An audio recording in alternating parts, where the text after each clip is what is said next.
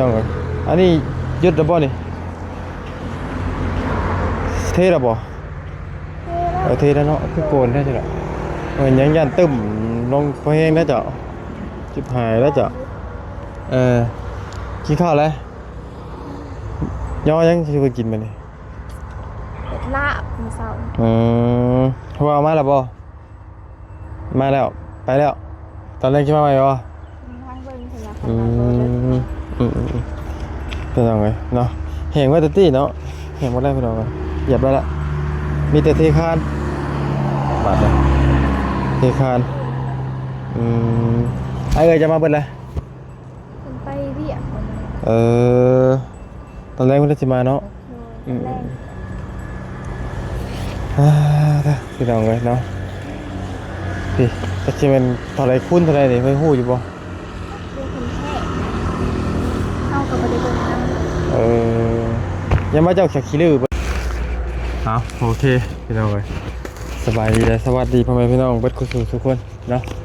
โอ้มาบัดนี้ประตูเห็นยังเสื่อม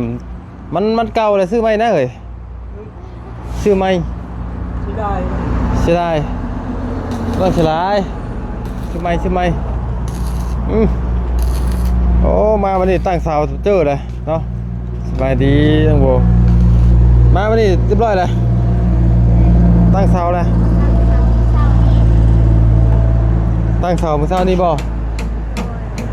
เพื่อนหลังหนึ่งไปได้เนาะพี่น้องก็ไปได้หน่อยได้นี่มันคึมอยู่ก็หันก็นี่ว่าพอดีเพื่อนหลังหนึ่งเลยเนาะเดี๋ยวเทข้านบัดนี้เนาะแล้วจักมุ่งนี่แล้วบาง3 โมง3 โมงแรกนี่โดยก่อน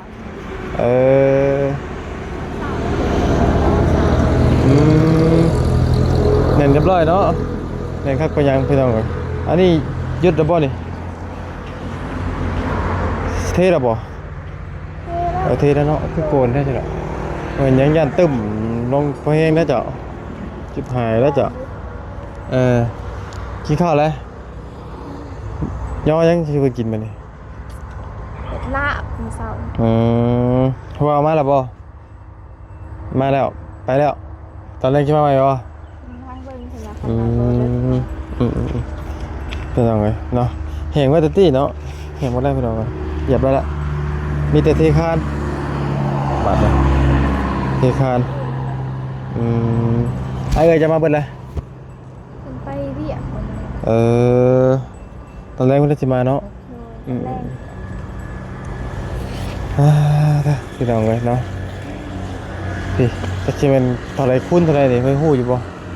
เรื่องคนแท้เข้ากับบ่ได้เบิ่งนำยังมาเจ้าขี้ลือบ่ได้ขี้ลือบ่ขี้ลือถามหู้อยู่เห็นแล้วนะ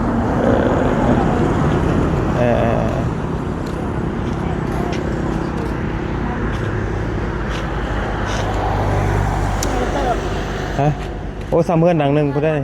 เพื่อนหนังหนึ่งใหญ่เติบเนาะสีกั้นห้องอยู่แล้ววะคิดว่าต้องได้กั้นเลยแหละเนาะเพราะว่ามันต้องกั้นอยู่นี่พี่น้องกันเนาะนอนเฝ้าแล้วยังเบิดบอกกับผัวมาหามันจังสบายเนาะบอกต้องวี่แล้วพี่น้องกันเนาะต้องวี่มาหาจังสบายเนาะไปเตยไปใช่มั้ยนี่ไปสวนไปเตยไปสวนแล้วบ่มาบ่มื้อนี้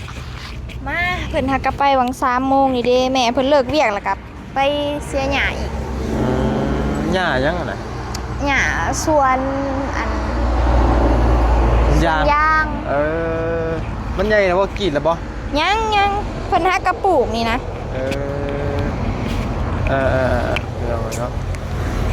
มาคำเล็กน้อยพี่น้องกันมายาวกันมานี่เนาะพี่น้องเลยทางน้องๆเพื่อนกันไล่เทคานเทเสาเป็นที่เรียบร้อยแล้วเนาะอย่าบอกพี่แจมน้องเพื่อนเป็นลายพี่น้องกันเนาะอาชีพเทนี่เทวานนี่เนาะตั้งมานี่แม่ตั้งมานี่แต่ว่าเห็นเรียบร้อยพี่น้องกันเนาะหักแล้วเนาะน่ะเสานี่น่ะ15พี่น้องเนาะถือว่าใหญ่ทนทานดีคนโบราณก็เป็นไล่แล้วเป็นแล้วเรียบร้อยเนาะประตูได้เห็นยังจะจอดยังไงนะจอดล่อ โดย บอกให้เราซื้อใหม่แล้วนะบอกว่าซื้อใหม่ บ่ซื้อดอก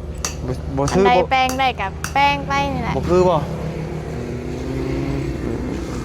เอาแล้วแต่เพิ่นล็อกตัวนะพี่น้องเอ้ยแห้งกันที่น่ะเหยียบได้แล้วเดี๋ยวก็มันแห้งบล็อกนี่เพิ่นก่อแนวนอนอันนี้เนาะ โดย ลื่นออกมาหน่อยนึงพี่น้องเอ้ยจากแบบเก่ามันนะลื่นออกมาหน่อยนึงเนาะ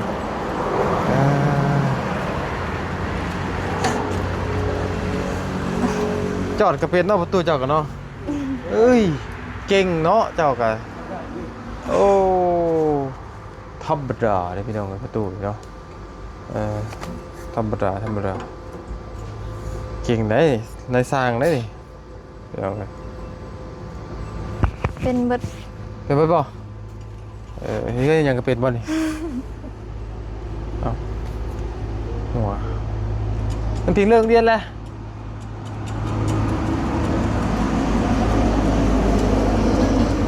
เอาไปยันไปสอดเนาะเฮ้ยเจ็บตาใช่ไหมพี่น้องเจ็บตามานี่สร้างเพิ่นนี่คือสิมาเทคานนี่เดี๋ยวก็มันโอเคเนาะ แม่น มันมาเทคานนี่มันจบแล้วมันพี่น้องดีแล้วพิงกินว่าขนมนะพิงบ่กิน กิน บ่กินบ่ได้บ่กิน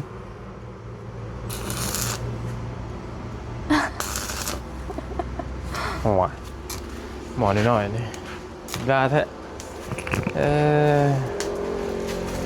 กินขนมยังเนาะ เจ้าสิกินหยัง อาหารขาพี่น้องเนาะ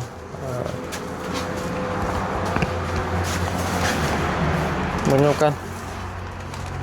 โอ้ยก3,000กะ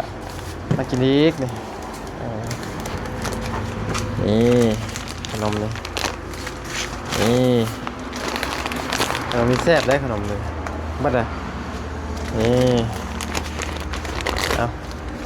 โดย ค่าน้อย100 ล้าน ใจ อันนี้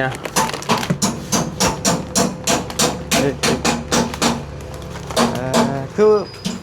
เฮ็ดยังกินตอนแรกคือเฮ็ดแกงน้ำไหม้ป่ะ โดยว่าสิแกงหน่อไม้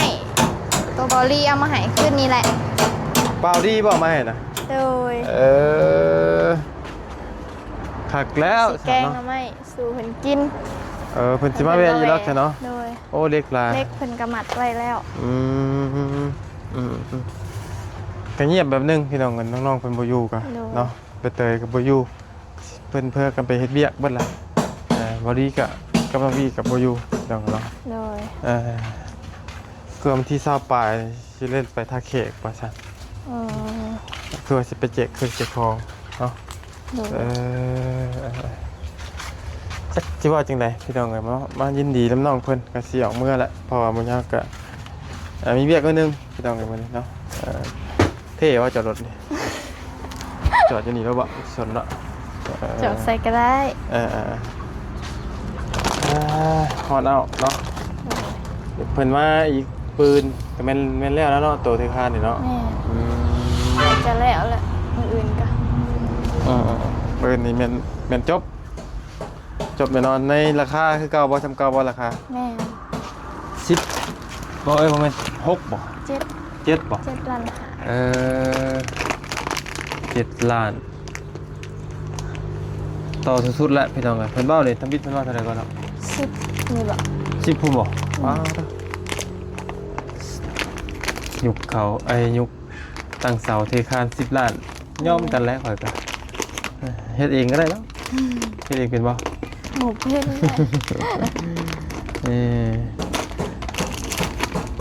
เอ้ยเจ้าได้ยังมาฝาก เพิ่นบ่ได้ซื้อ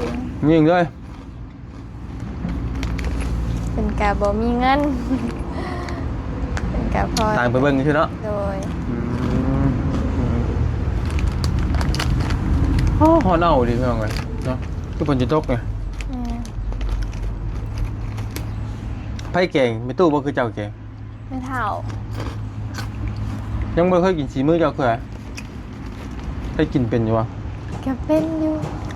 แต่บางอันก็บ่ค่อยถนัดปานใด เป็นไรก็ไม่ตู้เพิ่นจิ แม่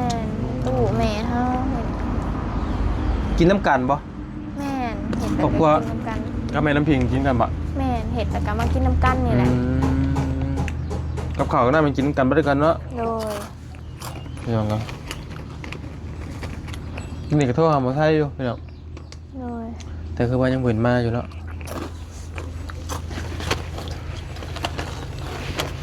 มีเพิ่นได้มาหาเจ้าเพิ่น นี่แต่บี้แล้วก็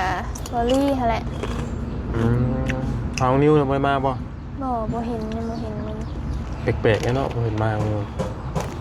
จังมุ่งเพิ่นเลิกเพิ่นเมื่อวานนะ ฮะ เมื่อวานนี้เพิ่นเลิกมาจังมุ่ง ถ่ายก่อบอบี้ นั่นเขาบ่ดีอะ บอลลี่เมื่อ11 โมงบอก อืม บอบี้เรานอนพี่เด้ ว่าให้บ่ โดย นอนใช่ นอนอยู่นี่แหละ อ้าว ได้นี่เครื่องคนนี้ ยังบ่ได้เอาเมื่ออยู่ ก็คือมานอนอยู่นี่ ขึ้นย่านบ่ทันนั่นแหละขึ้นก็จำเป็น แล้ว ก็เลยมานอนอยู่นี่ นอนกันจักคน กับวาพัสไซ บ่อยดีเนาะแม่นบ่ตัวกันจักบ่มีหลักฐานบ่ ฮะ มีหลักฐานหยังบ่ นี่ไปเบิ่งในคลิปบาร์บี้เด้ โอ้คลิปชื่อ แม่นบ่เนาะตัวกันจักแล้วทำมานอนนี่จริง โดย ยังบ่ทันยุกเสานะ แม่น ออกไปไกลด้วยเสาเนาะนำเจ้าแล้วซะอาบน้ำได้สบัดนี่ ขนาดอยู่นี่ อาบไปควักมันก็เจ้าของรับจักบ่เราดีอ่ะ โดย ของเราบ่ใช่เหรอ แม่น นี่ก็แม่นบ่ เราเต้นมากลางเด้ นี่ก็เต้นได้เนาะ โดย นี่ก็เต้นนี่ ต้นนั้นเต้นอันนี้ผาปูติด โดย เงินบ่เบิกเสื้อมันได้เด้อข่อยเราตู้เนาะตู้ยังหัวปรับด้วย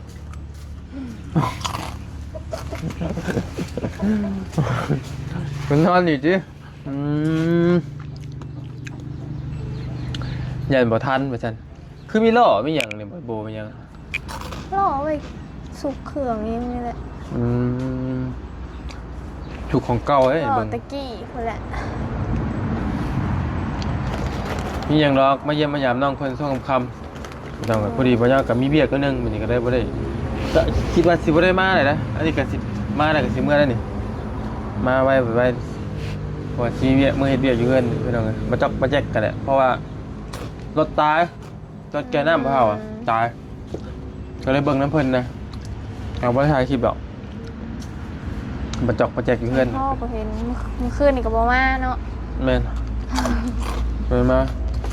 เห็ดของกินถ่ายอยู่โอ้ยบ่ยาวคือบ่มาบ่ ไอ้ก็มาแต่เฮือนบ่ไรนี่ก็เลิกกัน11:00 นก็ โอ้ 11:00 นปลายนั่งโอลมดินเล่าแล้วจนเลิกพี่น้องเอ้ยเนาะ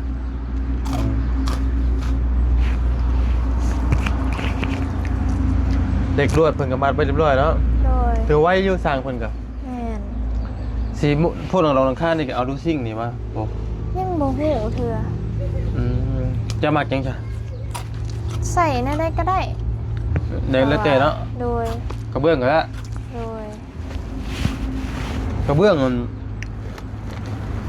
ต้องโค้งแบบว่าแน่นนะพี่น้องเอ้ยต้องไหม้ต้องแบบมาตรฐานเพราะว่าแล้วมันหนักกระเบื้องนั้นบ่คืออันน่ะสังกะสีเพราะแล้วมันจะหนักสังกะสีมันจะเบาสังกะสีรู้สิ่งคือตัวนี้เคลื่อนนี่นี่ขึ้นกกขึ้นเข้าไปนี่ นี่บ่ ทั้งเมย์ใช่ปะ แม่นทั้ง ทั้งเมย์เนาะ แม่ใหญ่มาอยู่พี่เด้ทำอิฐกะเล่าก็อยู่เส้นควงพุ่นแหละ ทำบิดทำบ่อนี่อันนี้นี่เป็นเพื่อนประตูมีตู้บ่ตัวนี้ แม่น ว่าไงพอกับแม่เจ้านี่ออกเพื่อนบ่ลงเพื่อนไปอยู่ต่างหากใช่ปะ แม่ตอนนั้นไปอยู่น้ำยาแม่หั่นน่ะเพิ่นไปเอาหัวอยู่เซโนนี่แหละ ว่าไงคืออันนี้เพื่อนกกขึ้นเข้าเนาะ โดย ที่พอเฒ่าไม่เฒ่ายุ่ยเนาะแต่วันนี้นั่นพอพ่อแม่เจ้าแต่งกันแต่งงานแล้วแหละออกเพื่อนสั้นซะ โดย ออกมาปลุกอยู่ที่ แม่ พอเจ้าเป็นคนบ้านไหน คนบ้านวงพันศรีนี่ พี่นุ้ย โดย อืม แม่นะจ๊ะคือว่าอยู่เชียงขวางแบบใดเป็นได้ เพราะว่าอันไม่เฒ่าก็พอเฒ่าหามาเฮ็ดเวียกแล้วก็เลยย้ายมาอยู่พี่เลยหั้นนะ ไม่เฒ่าค่ะ เราที่จริงเราเป็นคนเชียงขวางบ่ แม่ พูดด้วย เป็นคนเชียงขวาง เออ ไม่เฒ่าแม่เราเป็นคนเชียงขวางพุ่นแหละ เจ้าเคยไปอยู่บ่ เคย เคยไปเยี่ยมพี่น้องบ่ แม่ แล้วมี ตอนนั้นไม่เฒ่าแม่คงไม่เฒ่านี่แหละก็ ยังมีชีวิต เสียแล้วแหละพอดีเฮาก็ขึ้นไปหั้นนะ โอ้เจ้ายังจำความได้อยู่ตอนน่ะ โดยจำคนได้ เพราะว่าเรากับ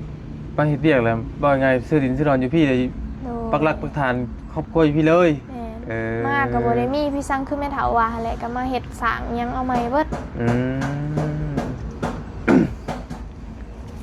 พวกใครหน้าตาก้าก็มีบ่โบหรือว่าบ่มีเลย บ่มีให้นาตากา จุเจ้าบ่ได้เฮ็ดให้นานบ่ แม่ มีแต่หาอยู่หากินเป็นพนักงานไป หเงินซื้อเอานี่แหละ บ่มีเนาะแต่ประตูเรามีลูกจักคน พ่อเฒ่าบ่4บ่4คนนี่แหละ พอน้องใบเตยเนี่ยอันใหญ่ แม่น อืม แล้วก็แม่เฮาแล้วก็น้าบ่าวก็ไปเฮ็ดเวียกอยู่เวียงแล้วก็บ่ได้ติดต่อมาเลยหั่นนะเท่าเดียวนี้ บ่ได้ติดต่อมานี่ยังเป็นจังไดติดต่อบ่ได้เลยบ่หรือว่า หาเบอร์เพิ่นบ่เห็น เอ หั่นนะแบบ อ แต่ก็บ่ได้ติดต่อเลยเท่าคู่มือนี่แหละบ่ฮู้บ่เห็นเลยว่าจักไปอยู่ไสหั่นน่ะ อืม ไปเบิ่งหม้อก็ว่าเพิ่นก็ยังมีชีวิตอยู่หั่นนะเพิ่นอยู่แถวเวียงนี่บอกเพิ่นไปเฮ็ดเวียกแล้วก็แล้วเลยเพิ่นก็บ่ได้มาเลย มีครอบครัวแล้วบ่ล่ะ ก็น่าสิมีแหละเดี๋ยวนี้ค่ะ อืม ไปได้หลายปีเติบแหละ พอน้องใบเตยเนี่ยวันจักปีแล้ว 40ปลายบอก วัน40ปลายแล้วเนาะพี่น้องเอ้ยลูกผู้ใหญ่เนาะ โดย อืมคนยังบ่เฒ่าปานใดนะเห็น โดย ยังรุ่นอ้ายนะว่าอย่างนั้นเนาะ โดย รุ่นอ้ายเพราะว่าถ้าสิไล่ไปแล้วก็คือเมเจ้าก็นี่ก็ยังทำมาเป็นรุ่นเอื้อยครับพี่น้องกันเนาะ โดย เพิ่นก็ยังบ่ได้เฒ่าปานใดนะคือเขาแม่น้องเบลนี่พี่น้องแต่ว่า40ฮอดบ่แม่เจ้าฮอดเลยเนาะ 43เนี่ย44เนี่ย ประมาณนั้นก็ลื่นทั้งเขาบ่ยาวนี่ประมาณ10ปลายปีนะเนาะ สิเอิ้นลูกหรือว่าเอิ้นหยังก็ได้ แต่ว่าเราก็ยังบ่ทันเฒ่าอะนะพี่น้องยังถือว่าอายุยังแบบว่ายังน้อยอยู่เนาะ โดย แล้วต่อมาก็ลูกหลาบ่นี่ผู้แม่น้องพี่นี่ โดย ห หลา ว่าแต่4คนเนาะชาย2 ใจ2ยิง2 ชาย2ยิง2พี่น้องกันเนาะก็ประมาณนั้นเนาะบ่มีหยังหลายหรอกมีแต่ว่ามาเยี่ยมมายามเมืองน้องมาดีมกดีใจน้ำน้องก็ได้เด้อที่ในมื้อนี้ก็ได้เนาะได้เป้าหมายของเจ้าถึงจะยังบ่แล้วก็มันมาซำนี้แหละก็โอเคเด้อสำหรับว่า โดยก็ดีใจได้สำนีกั คอยเฮ็ดไปพี่น้องกันเนาะคอยต่อเติมไปถ้าว่าบุญเฮายังมีเพิ่นก็สิซอยเฮาอีกนั่นแหละเนาะมันก็มีหลายคนก็ถามอยู่ปัญหาน้องโบนี่เราจนบ่กะมันบ่เว้าเรื่องจนหรอกพี่น้องแต่มันเว้าเรื่องว่าเพิ่นให้ด้วยความเต็มใจซะพี่น้องกันเนาะแต่ว่าเฮาก็บ่ได้รวยอย่างนั้นเนาะ โดยเฮาก็บ่ได้รวยดอกเฮาก็พอกินอยู่หาไปมื้อๆนี่แห แม่ ละ นแต่ว่าเฮาซ้ำกันก็บ่ยาวอีกแหละพี่น้องเอ้ยก็บ่ได้ถือว่าคนหันคนมีนะก็พอซ้ำกันนั่นแหละเนาะแต่ว่ามันขึ้นอยู่กับบุญน้องเพิ่นอยากเฮ็ดจักซอยก็แล้วแต่เนาะดิเข้าอ้ายได้เนาะ แม่ โอ้ย เอามือเลยเด้อ บ่ได้เด้ตัวนี้เนาะเบิ่งแต่หึงแล้วมันคือเหลวก็ว่ามีหยังนี่เอาหยังป้าเข้าตึกดำว่าอยู่มันคือเหลแท้เข้าไป เฮาว่าลืมติดเขาอีกแล้วบ่วะ กำลังว่าสิเอาอยู่บ่นี่ว่ามันคือเหลวเก่าเนาะเอานั่นเลยน้องโบเด้อ โดย ไอ้ออกเมื่อก่อนเพราะว่า โดย สิว่าจังได๋ออกไปพามาพาแล้วนึงเดี๋ยวผู้อื่นจังเริ่มต้นใหม่พี่น้อง แรงมาบ่เลยจังได๋ คือสิบ่คือหรอกมันทำได้ออกไปแล้ว โดย เมื่อมาถึงไปเบิ่นไอชิเลนมาแต่เช้าเนาะวันนี้ก็มาโฮมยินดีกับน้องก่อนเพราะว่ามาหยกเสากับบ่ได้มาทันครับมีภายในมาทัน นี่แต่พัดไส้กับบอบบี้นั่นแหละเป็นนอนอยู่นี่เพิ่นเลยทัน ม แต่ก็คนในบ้านเพิ่นมาย่อซอยนะ อืม กระสร้างน้ จะคนมาพอบ่ทราบ ำประมาณ 6-7 คนนี่แหละ เออ โดยย่อซอยกัน ประมาณนั้นเนาะ โดย โอเคเอาดีมกดีใจแล้วน้องโบเดอร์เนาะมีแต่วันนั้นแหละไอ้กาสิได้จบคลิปปิดคลิปก่อนสิได้ออกเมื่อก่อนพี่น้องกันได้เบิ่งทั้งว่ากันเมื่อเริ่มต้นใหม่ก่อนพี่น้องกันเมื่อเดี๋ยวอาทิตย์สิโชคอะตอนเช้าสิมาใหม่เนาะสบายดีอีกรอบเด้อน้องโบเนาะ